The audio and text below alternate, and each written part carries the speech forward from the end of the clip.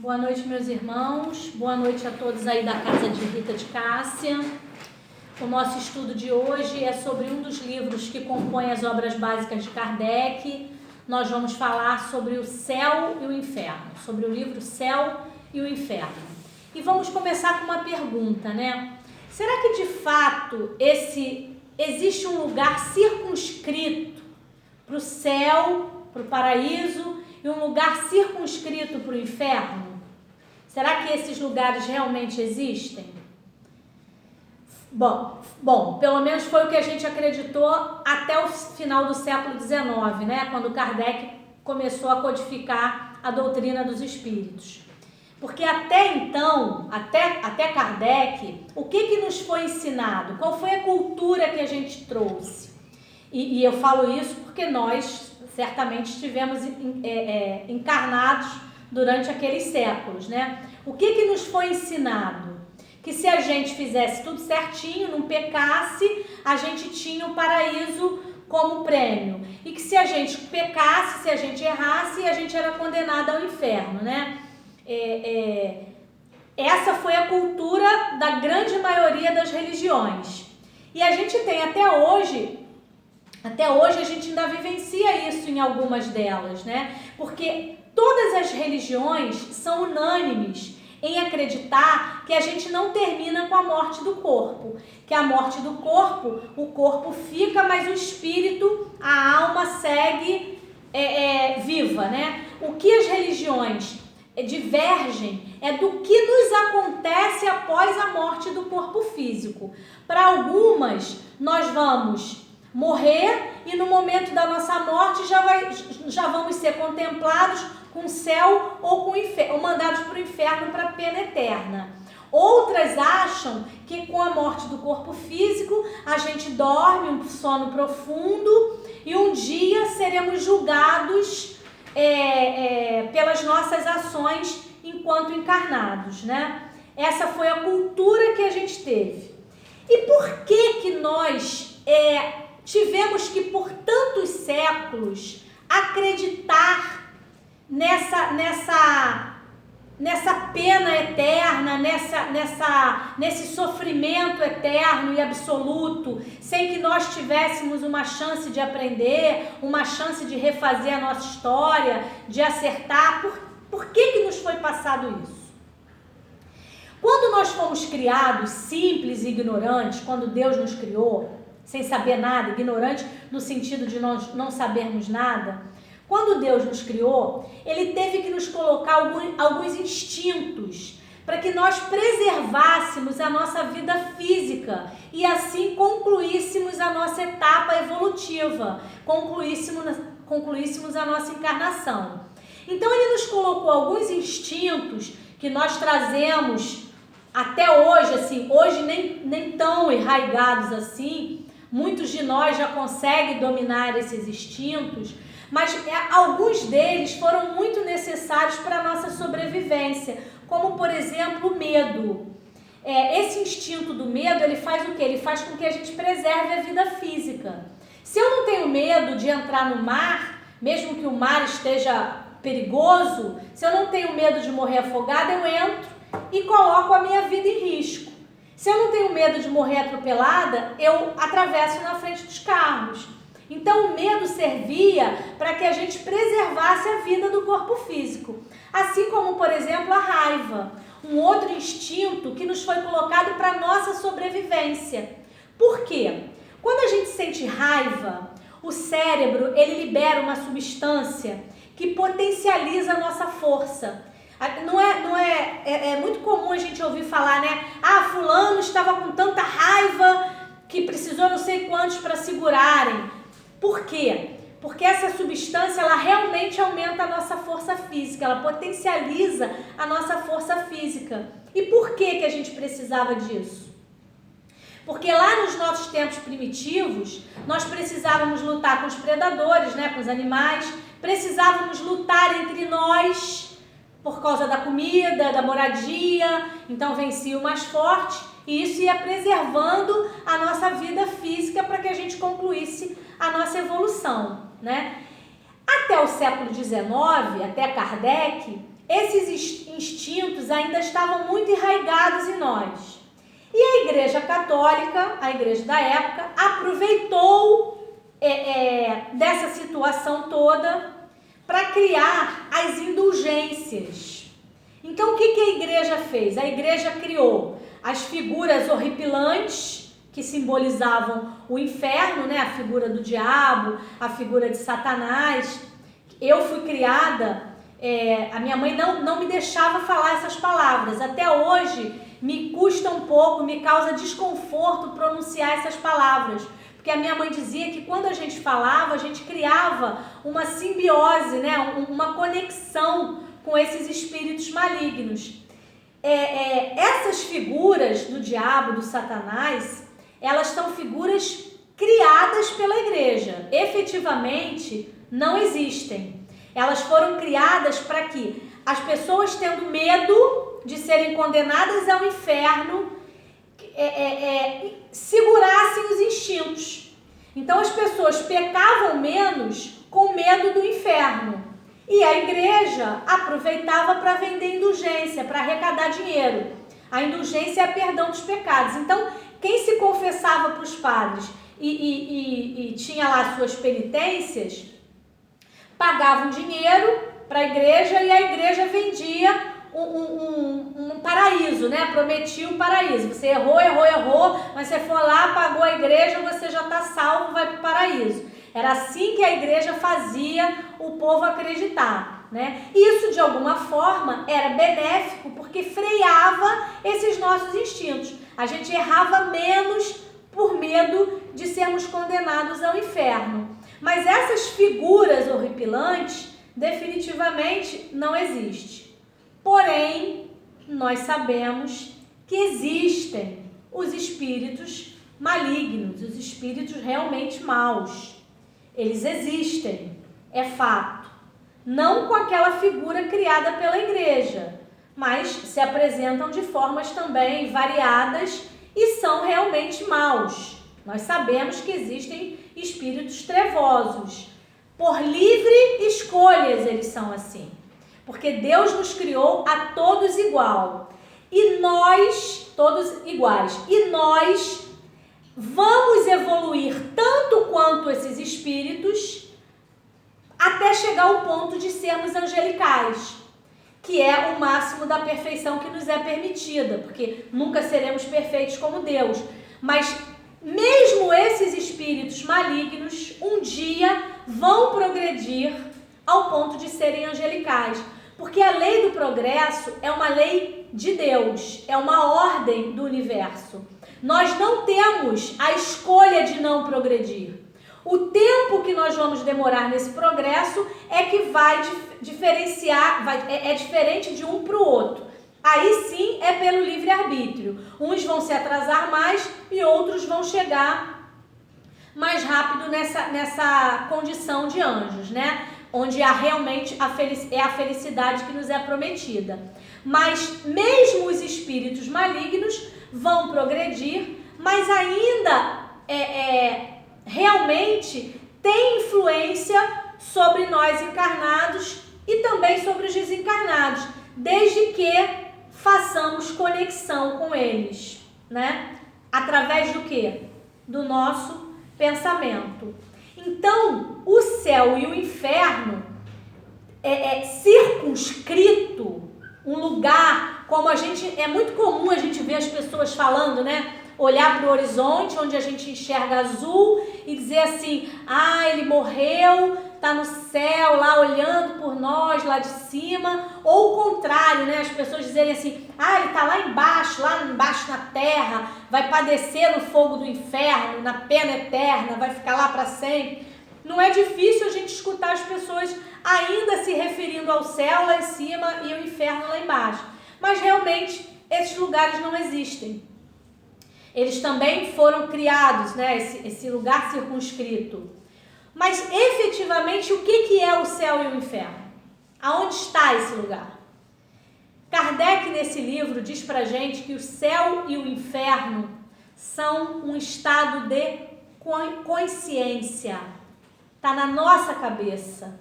Ninguém precisa desencarnar para estar no inferno ou para estar no céu. É um estado de consciência. Então é o meu pensamento que se transforma em atitudes, né? Porque todo pensamento se materializa. É o meu pensamento que determina se eu estou no céu ou se eu posso viver no inferno. Quantas pessoas estão nos manicômios vivendo seus infernos porque criaram o seu inferno mental? Podem não ter especificamente criado na encarnação atual, mas criaram em outras encarnações, né? A gente sabe que o acaso não existe. Ninguém vivencia situação nenhuma que não seja criado por sua própria vontade, por suas próprias escolhas e para a sua necessidade, né? Para o seu aprendizado. O que não existe efetivamente é a pena eterna. Nenhum sofrimento é eterno para ninguém. O sofrimento, ele é tão somente pedagógico, ele é um ensinamento. No momento em que a gente aprende, ele termina. O sofrimento, ele é escolha nossa. Ele vem de acordo com as nossas atitudes. Por exemplo, nós já sabemos que nós temos um corpo físico e o espírito. E que o que liga o espírito ao corpo físico é o nosso corpo espiritual, o nosso perispírito. Então, eu sei que beber e fumar faz mal. Aí eu fumo, eu bebo, eu sempre acho que nunca vai acontecer comigo, é sempre com o outro. Comigo nunca vai acontecer. E aí eu fumo e eu bebo. Pode ser até que eu não tenha uma doença que me mate nessa encarnação por conta do meu excesso de comida, ou de bebida, ou de cigarro, ou de drogas. Mas eu vou lesionar o meu corpo físico. De alguma forma eu vou lesionar o meu corpo físico. Tem até quem fale, né? Muita gente que fuma fala assim: fulano fumou a vida inteira e não teve nada. Não teve nada na presente encarnação. Mas ele lesionou o corpo físico. E uma vez que você lesione o seu corpo físico, você marca o seu perispírito. E como não existe um cessar, um parar, porque a morte não existe, existe a morte do corpo físico, que é tão somente uma roupagem. O corpo físico é uma roupa que nós usamos até onde nos favorece. Enquanto está nos servindo, a gente vai usando. Quando não serve mais, a gente descarta, volta para casa e se prepara para uma nova roupagem. Então, como não existe esse parar, esse cessar, a morte não existe, eu larguei o meu corpo físico, venho com o meu perispírito e trago no meu perispírito tudo que eu fiz na minha vida terrena. Todas as minhas conquistas, porque eu trago comigo, eu desencarno e vai comigo. As minhas conquistas, os meus fracassos, os meus amores, os meus ódios, as minhas raivas, os meus desamores, tudo vem comigo. Eu não largo lá junto com o corpo físico. O corpo físico, ele morre sozinho lá, acabou, não me serve mais, mas eu continuo sendo quem eu sou. Então eu vou levar para minha outra vida tudo que eu fiz ao meu corpo lá atrás, na vida anterior. Então, se eu tenho uma bronquite, meu filho, por exemplo, nasceu com bronquite. Como é que se explica? Se ele nunca tinha fumado, nasceu com a bronquite. Eu não fumo, meu marido não fuma, meu filho nasceu com bronquite. Ele trouxe de outra ocasião. Então, nós sabemos que o nosso perispírito traz tudo que nós fizemos ao corpo. Todas as conquistas e todas as besteiras que nós fizemos. Está ali no perispírito. Nós sabemos que algumas doenças nós vamos construindo ao longo da vida, né? Porque às vezes a pessoa, por fumar, realmente pode ficar doente na mesma encarnação, ou por beber, ou por uma vida desregrada.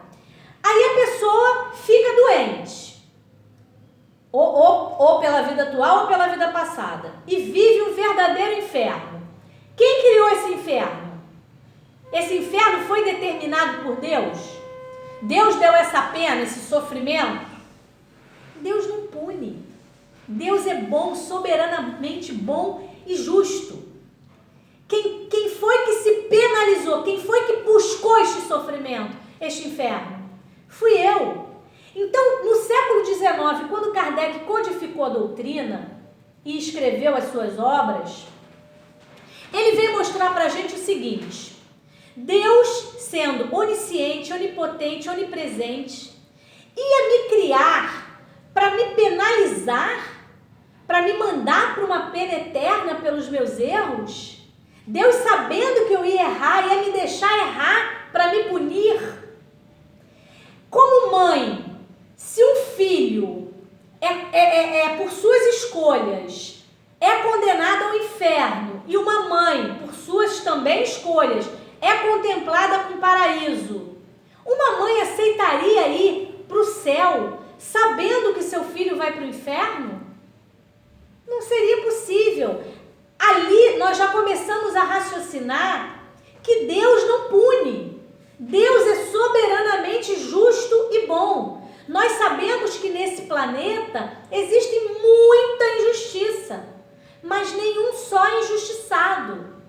Todo sofrimento que nós experimentamos é para o nosso crescimento, é pedagógico, é para a nossa melhoria. E a vida terrena é uma roupagem que a gente usa, não serve mais, jogamos fora e continuamos a nossa vida. Então, aonde está o céu e o inferno? Estão no nosso pensamento. É um estado de consciência. André Luiz, que foi considerado um suicídio indireto, ficou 8 anos no umbral. Por que ele foi considerado um suicídio indireto? Porque a nossa contabilidade espiritual, ela é feita segundo o nosso conhecimento. Ninguém é considerado culpado por aquilo que não tinha conhecimento. Nós temos agravantes e atenuantes segundo o nosso grau, o grau de intelectual, o grau moral. Como André Luiz era médico e sabia que o excesso da comida, o álcool, a vida desregrada sexualmente falando, trazem malefícios para o corpo. Como ele era médico, sabia e bebia, teve cirrose, comia em excesso, teve doenças sexualmente transmitidas pela vida fora de casa que ele levava, foi para o umbral. Quem levou André Luiz para o umbral? Ele foi condenado a ir para o umbral? Não. A culpa levou André Luiz para o umbral. O estado de consciência, o desequilíbrio psíquico levou André Luiz para o umbral. Ele ficou 8 anos, foi resgatado, né? Os socorristas o levaram para o nosso lar. Em determinado momento ele pediu para ver a família, ele queria voltar à casa que ele morava. E ele foi aconselhado a nem voltar, porque essa comunicação entre o mundo espiritual e o mundo terreno, ela depende muito de como esses espíritos que ficaram encarnados estão e como o espírito desencarnado está. É preciso que já haja um grau de evolução capaz de não causar desequilíbrio. Por exemplo, se o espírito que não tem ainda muita consciência, muito equilíbrio, volta para a vida para ver os seus entes queridos e encontra o filho numa condição muito ruim, ele se desequilibra e desequilibra o filho também, porque existe uma conexão, uma simbiose entre nós. Porque a única coisa que diferencia um espírito encarnado para um espírito desencarnado é tão somente o corpo físico. Nós somos iguaizinhos, é só o corpo físico que nos diferencia. Então, nem sempre o espírito desencarnado está pronto e nem sempre os que estão ainda encarnados estão prontos para esse encontro, para essa conexão. E essa conexão, ela pode, quando já estamos num grau possível, nós nos encontramos durante o nosso sono físico. Quando o corpo dorme e o espírito se desprende do corpo, que é igualzinho, acontece na morte. Só que no sono, o espírito ainda fica ligado por fios fluídicos, que a gente chama de fios de prata. Mas ele vai até a espiritualidade e encontra seus entes queridos, quando já se tem um grau para isso. Por isso, muitas vezes, a gente não se recorda dos nossos sonhos, porque ainda não estamos preparados para o que acontece lá na vida espiritual durante o sono físico. Então, André Luiz pediu para ir ver a família, foi aconselhado a não ir, mas ele insistiu, e como nós temos livre-arbítrio, tanto lá quanto aqui, ele pediu para vir. Quando ele chegou, a esposa tinha se casado novamente, já tinha passado um tempo, ela se casou novamente. E isso causou nele um desequilíbrio psíquico absoluto. Naquele mesmo momento, ele voltou para o umbral. Então, o que foi que levou André Luiz para o umbral? O estado de consciência, o desequilíbrio psíquico.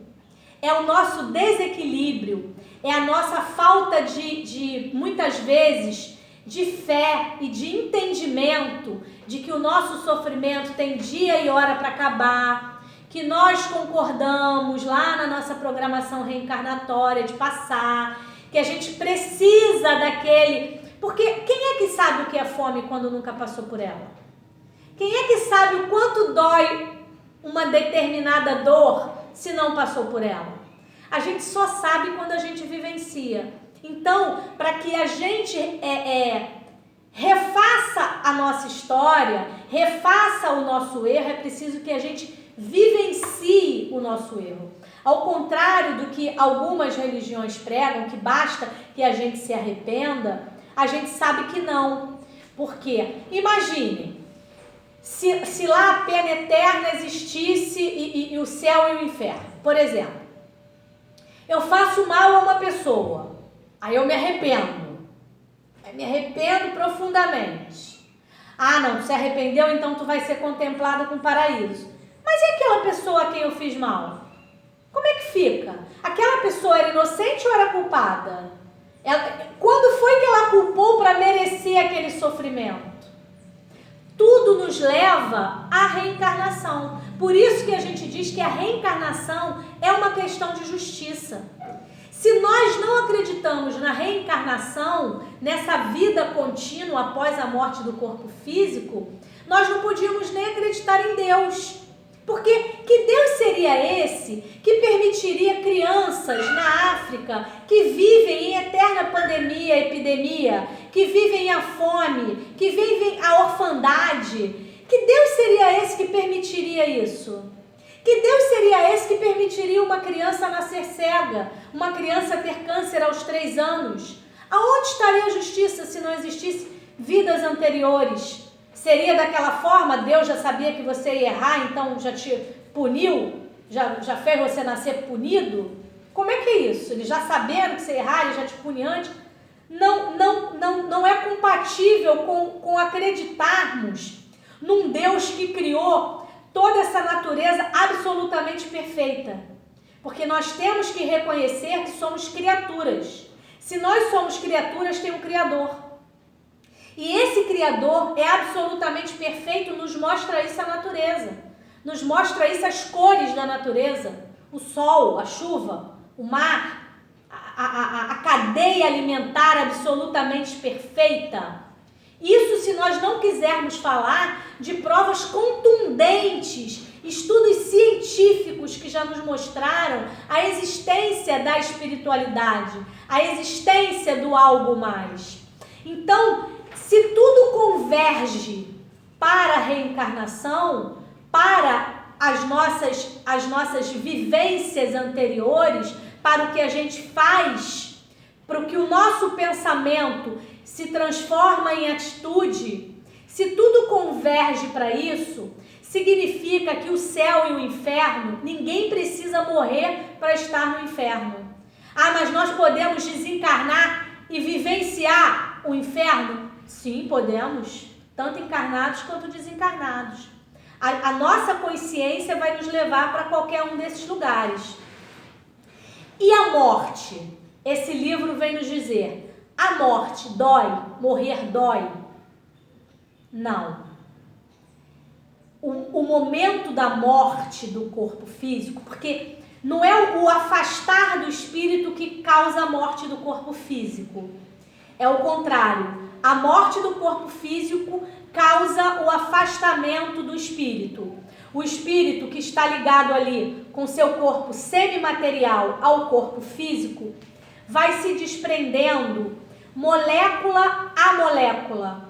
E quanto tempo demora esse desprendimento? Depende do grau de espiritualidade daquele que está desencarnando. Pode demorar de dias a meses. As pessoas, por exemplo, que são muito apegadas aos seus bens materiais. Esse desligamento é muito difícil, porque o espírito, ele não quer largar o corpo, ele quer ficar ali. Inclusive, muitas vezes acontece do corpo físico morrer e o espírito continuar apegado a ele, achando que vai ressuscitar o corpo. E isso não acontece. Uma vez que o corpo está morto, ele não ressuscita. Isso não acontece. O que fica vivo de fato é o espírito, porque é imortal. Então, a dor não existe. O que acontece no momento da morte é um torpor, é um estado de perturbação que a gente chama. É como se a gente vivesse um sono profundo, tivesse um sono profundo e de repente acordasse desse sono, meio sem saber como foi quando a gente foi dormir, o que aconteceu, a gente ainda está meio assim como se fosse sonolento. É isso que acontece. Dor, efetivamente, não. Existe essa perturbação. Agora, é claro, eu conheço casos de pessoas que na hora realmente da morte não queriam se desligar do corpo. Até acontece, né, quando a gente tem um ente querido doente, das pessoas assim se unirem em oração, então todo mundo pede tanto, com tanta fé, que cria nesse doente teias que prendem o espírito ao corpo. Então a espiritualidade, os socorristas que são responsáveis por esse trabalho, não conseguem desprender o perispírito do corpo, né? Molécula a molécula que ele vai se desprendendo. Então, a espiritualidade, ela meio que promove uma melhora desse corpo físico, uma melhora ilusória do corpo físico, e aí as pessoas, melhorou. Aí elas desprendem essas teias, esses laços, e aí nesse momento a espiritualidade promove esse desligamento do espírito do corpo. Então eu conheço algumas pessoas que no momento do desencarne realmente se apegaram muito ao corpo e não queriam se desprender. Isso realmente é um estado de consciência que pode levar a pessoa a viver ali um inferno naquele momento, né? Um estado de desequilíbrio psíquico. Então, para a gente encerrar, porque realmente esse livro ele tem muito conteúdo, muito material, ele vale a pena ser lido. Para a gente encerrar, vamos concluir da seguinte forma: céu e inferno não existem circunscrito. Existe um estado de consciência que nós podemos determinar para a nossa vida. Se eu tenho consciência de que tudo que eu passo tem dia e hora para acabar, todo o meu sofrimento tem dia e hora para acabar, e que eu posso amenizar, atenuar o meu sofrimento com as minhas atitudes, Emmanuel nos diz que tudo, absolutamente tudo, pode ser modificado pela força do nosso pensamento. Então eu posso atenuar o meu sofrimento. Tudo que eu fizer de bom agora, de caridade, de bem ao meu próximo, eu amenizo o sofrimento que eu tenha causado no passado. Então, com o meu pensamento, com as minhas atitudes, eu posso determinar melhores dias para mim. Então, como é que eu vou viver a minha vida encarnado? Como vai ser a minha morte? Como vai ser a minha pós-morte? Tudo vai depender de como eu viver. Não importa a idade que eu tenha hoje, não importa o que eu tenha feito. Chico já nos dizia, não importa, ninguém pode voltar atrás para fazer um novo começo, mas todo mundo pode recomeçar agora para fazer um novo fim. Então não importa a idade que eu tenha, eu sou espírito imortal. Eu posso começar a qualquer momento promovendo a minha reforma íntima, me melhorando, controlando o meu orgulho, a minha vaidade, a minha maledicência e fazendo ao outro, seguindo os ensinamentos de Jesus, fazendo ao outro aquilo que eu gostaria que o outro fizesse a mim. isso aí já vai me garantir o passaporte para o céu, enquanto encarnado e depois de desencarnado. Já vai me garantir que no momento do meu desprendimento, da minha morte, eu tenho os socorristas ali, junto com a minha família espiritual, a me abraçar, a me acolher, para que a minha morte seja um desfecho tranquilo. Deixei a minha roupa que não me serve mais, volto para casa, reencontro a minha família espiritual, espero pela minha família terrena, que pode sim fazer parte da minha família espiritual, e sigo no caminho da minha evolução. Então, meus irmãos, que nós possamos a cada dia promover essa nossa reforma íntima. Muita paz para todos.